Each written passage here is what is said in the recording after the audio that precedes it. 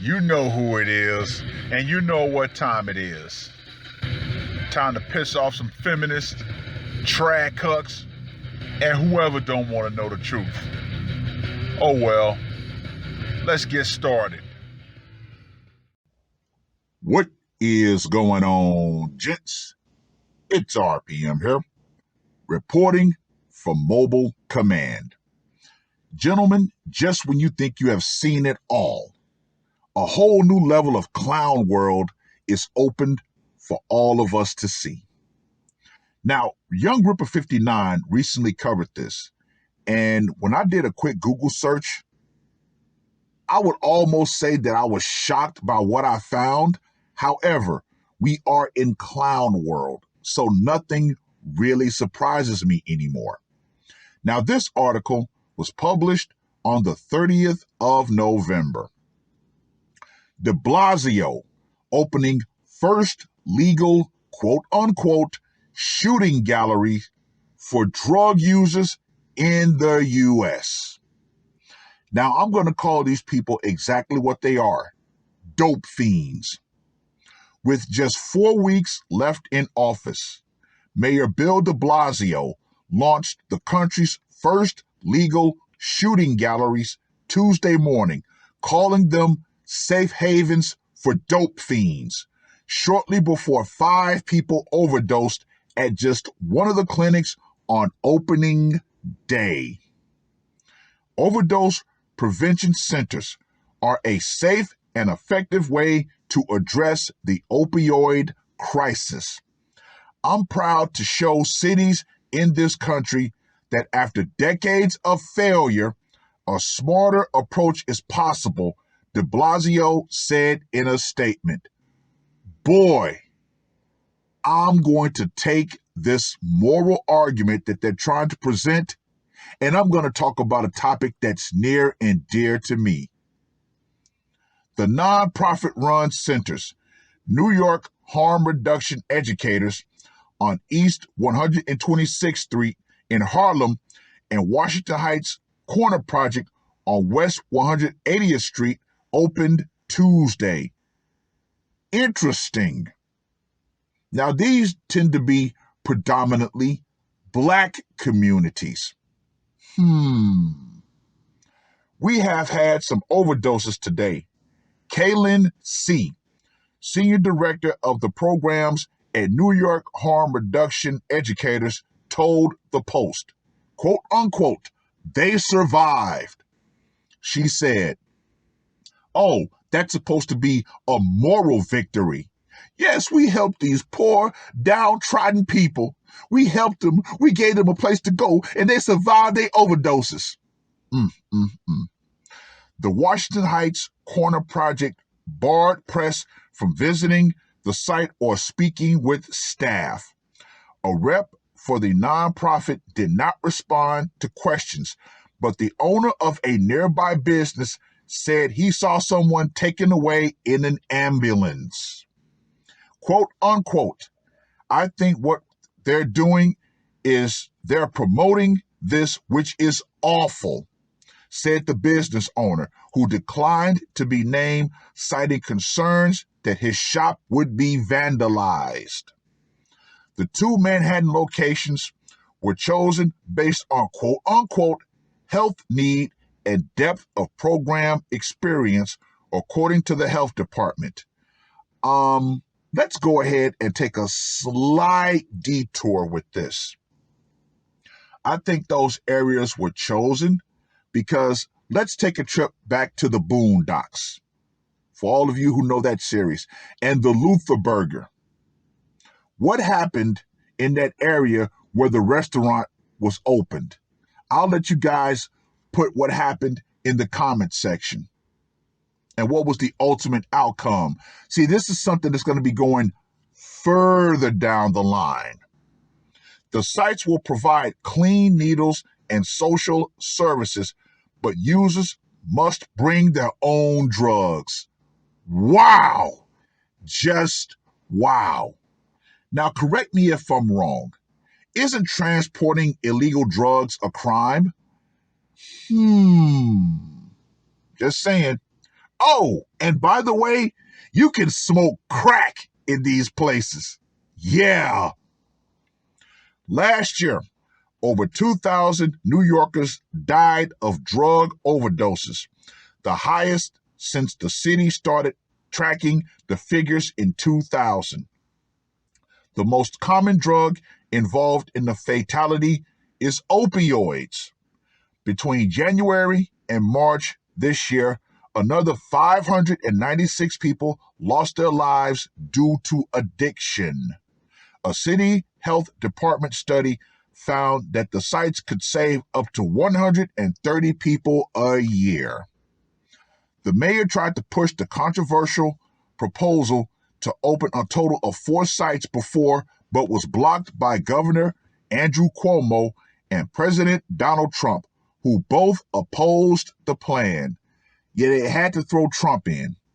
They just had to throw Trump into this. City Council Minority Leader Joe Borelli was skeptical, about the program's effectiveness. Quote unquote, British Columbia has led North America into safe injection sites, all while crossing overdose death milestones every month. How anyone can see this as a solution to a serious problem is beyond me. Never mind the concerns of the neighbors, Borelli told the Post Tuesday. Rep. Nicole, Maliotakis, I'm pretty sure I butchered that, whose district includes Staten Island and parts of southern Brooklyn, called on the Department of Justice to block the sites, noting that under former President Donald Trump, the DOJ said that such sites would violate the Federal Controlled Substances Act. Miliotakis wrote U.S. Attorney General Merrick Garland Tuesday, urging him to quote unquote take swift action to enforce federal law.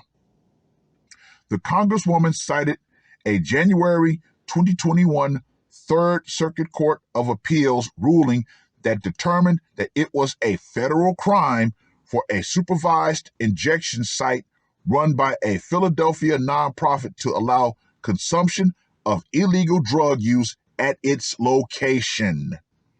Instead of focusing on the root cause of the drug epidemic, Mayor Bill de Blasio is enabling drug cartels that continue to break our laws, smuggle illegal drugs over our borders, and prey on our children. She said, crime and fentanyl use are at record highs because of open borders, botched bail reform, and anti-police policies that keep releasing criminal drug dealers back onto our streets. Opening taxpayer-funded, harrowing shooting galleries is not a proper solution. These centers are not only encouraging drug use, but they will further deteriorate our quality of life, she said.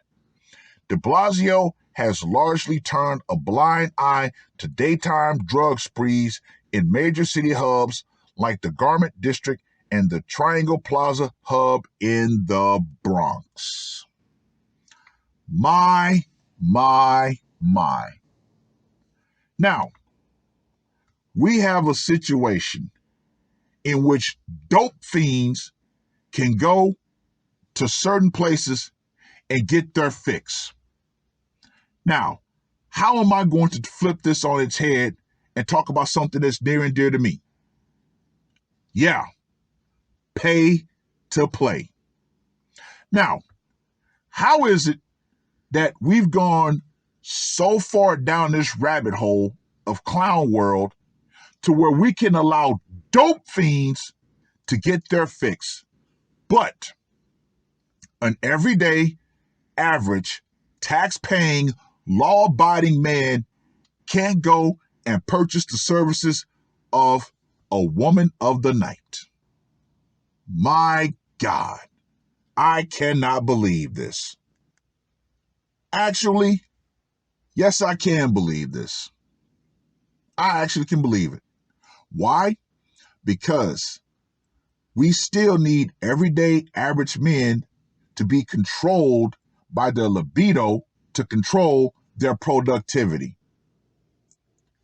How is it that in 2021, pay for play is still illegal? I just can't understand it. I've never grasped the concept because I'm willing to guarantee if those same dope fiends could go to a brothel and solve their problems, there'd be a hell of a lot more happy men out there. Because let's just go ahead and say what it needs to be said. The majority of drug users tend to be men who are what? Depressed. Or whatever happens. But I'm willing to guarantee you, legalized, regulated, and taxed brothels will definitely solve a lot of problems that drive men into drug use. Just saying. But oh, no, no, no, no, no. No. There are two moral arguments that people love to use that I absolutely cannot stand when it comes to the topic of pay to play or soliciting the services of a lady of the night. The first one, I wouldn't want my daughter to be a prostitute. Sir, ma'am, if your daughter decides to become a prostitute and she is 18 years old or 21 and she no longer lives with you, guess what? You got no control over that. You got no control over it. Only thing you can say is, if I find that this is the path that you've taken, then there will be consequences. Possibility, we will disown you. However, it's your life. You do what you feel necessary, but just be prepared to accept the consequences. And the second moral argument, all prostitutes are drug addicted streetwalkers. And we know that is the furthest thing from the truth. Why? Because guess what? The streetwalker is actually the lowest rung in the prostitute hierarchy. Oh, yeah. The fact that people still look at prostitution via, now we have to go back in history for this.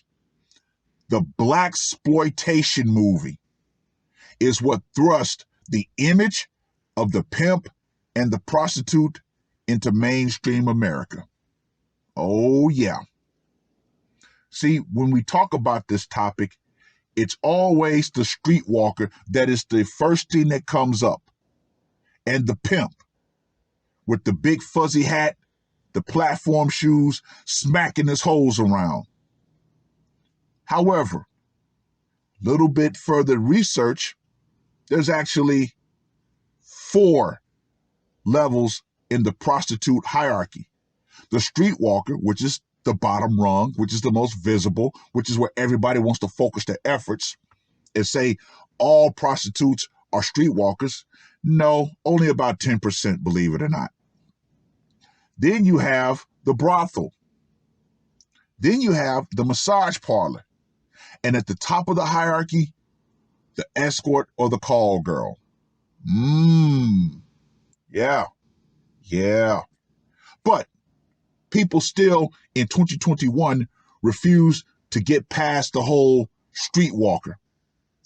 But once again, if we can have places where dope fiends can go to shoot up, why can't we finally have legal brothels in all 50 states? I'm just asking, because I think it's high time people got off their high horses because, if men can go, buy sex, then they won't get into relationships. Look around. Men have run away from relationships anyway. At least if there's a flat rate, you could probably entice more men to actually work harder because they know they can finally go pay for what they truly want. Now, insofar as the whole incel, which I still don't believe in, yeah, you can solve that problem too.